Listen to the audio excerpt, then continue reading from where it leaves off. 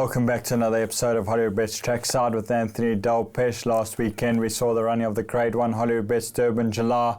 What a race between the Real Prince and 8 on 18, and a big well done to Dean Canama and his team.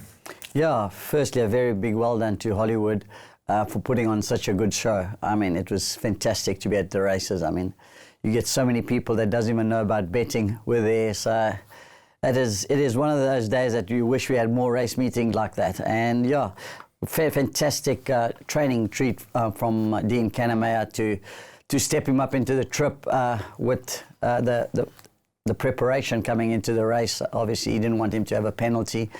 And yeah, I think the pace of the race suited him because there was not much pace in the race. It went slow. And he's got a great turn of foot, and I think that's what won him the race.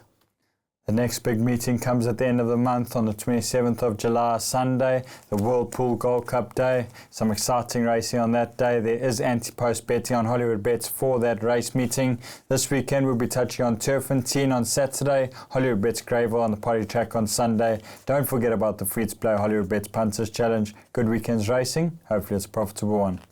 We start off at Turffontein on Saturday in race 3, where Hollywood Racing are represented by number 1, Amandla Ngawetu from the Clinton Binder stable, Calvin Abib in the saddle. He's definitely better than his last start and returns from a 13-week break. Yeah, I think he'll be in need of the run. He's been a very difficult horse, hangs very badly, but I still feel he's a horse that wants a trip. I do feel the 1160 is a little bit too short for him, so more a place chance than anything else. Yeah, Amandla is returning after quite a problem with ulcers. But, yeah, look, I'm hoping he can run a good race. Remember, this horse hangs quite a bit, so it is a problem. I might still consider running him with a single blinker. In race 4, both mine and Anthony's best bet comes in the form of number 2, Miss Argonaut from the Mike and Matthew de Kock stable, Callum Murray in the saddle. She was ultra impressive when winning her last start. Yeah, she was very impressive, and she's lightly raced, so there's more improvement to come, and I definitely think she's the filly they'll all have to beat. Racing on Sunday takes place at Hollywoodbets Greyville on the polytrack. Race 1 is the new Turf Carriers Quarantine Maiden Plate, and Anthony's best bet comes in the form of number 3, Master Silvano from the Stuart Ferry stable, Tristan Godden in the saddle, and he's run 2 good races to date. Yeah, he's run 2 very good races, and stepping up in trip I think is going to definitely suit him, and he's got a lovely draw, obviously first time on the poly, but I think with the improvement and the quality of horses that he's taking on, he should take a lot of beating. And number 9 is Nakanjani from the MJ Undal stable, Sean Veal in the saddle, showed very good improvement last time, and hoping we can see a similar effort.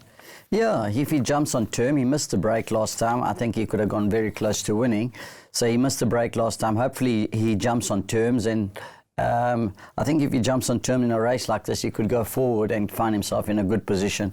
He could run into the placing. Nkanjani ran a much improved race last time, and many 2-year-olds in the race. This horse has got experience, and therefore I make him a runner. In race 2, my best bet on the card is number 5, Winds of Change from the Mark and Adam Azzi stable, Gavin Lorena in the saddle. He's definitely better than his last start in the Grade 2 Golden Horse Sprint. He's the best weighted runner in this race, and if taking to the polytrack, I think he'll be too good for this field.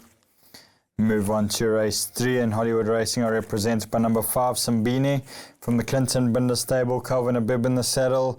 His last 2 starts have been decent, and it is a competitive field, but he should be right there. Yeah, he must have some sort of a chance in a race like this, but saying that, the race is very competitive. But he's got a good draw, and I definitely think he's got an each-way chance. Quite a lot of form in the race, but he breaks well. The polytrack should suit him. Yeah, although there is quite a bit of form, I think we got a bit of a chance, eh? Ciao, man. Move on to race 6, and Hollywood Racing are represented by number 7, Pagi Mali from the Gary Rich stable, Sean Veal in the saddle. He's better than his last couple of runs suggest, and is having his peak run. Yeah, I think he just needed to drop a few pounds in the rating and get to where he can be competitive again, and I think he's getting there, and expecting him to run a better race.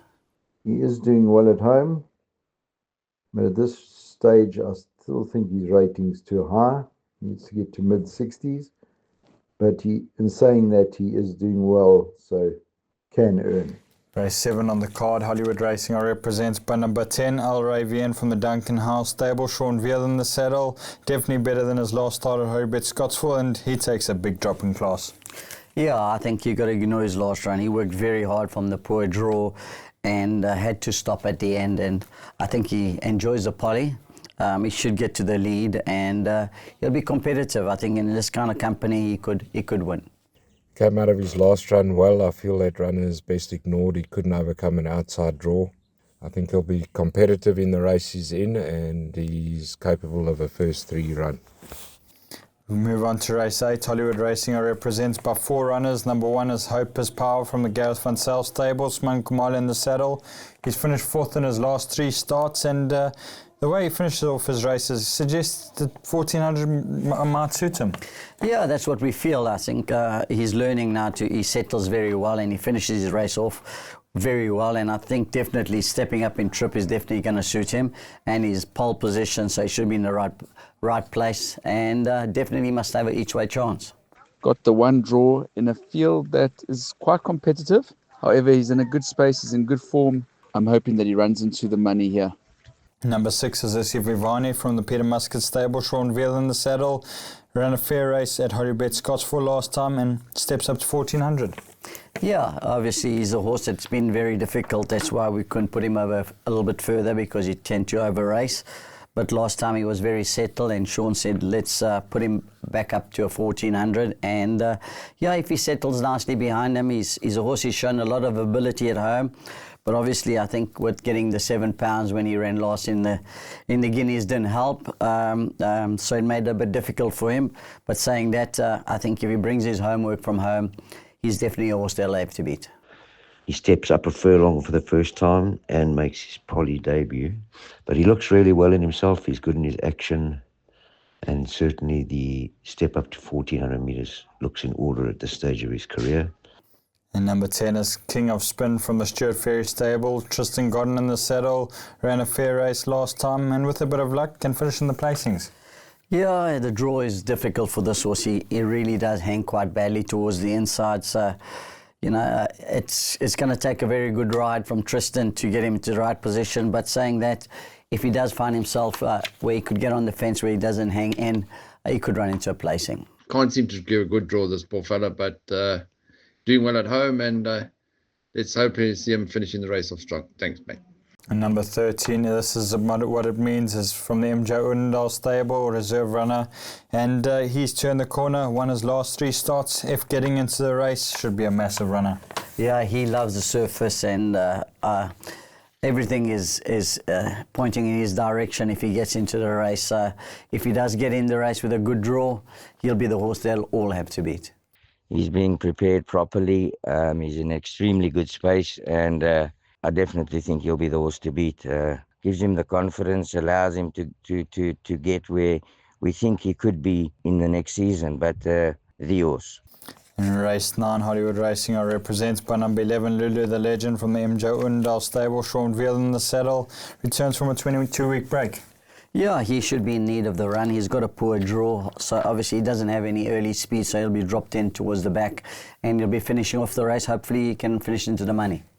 And close off in race 10, where Hollywood Racing are represented by number 6, Izzy Bula from the Garth Puller stable. Sean Veal in the saddle. Returns from a short 10-week break, and will be running on. Yeah, he's been a difficult horse. We haven't trying to find his right trip.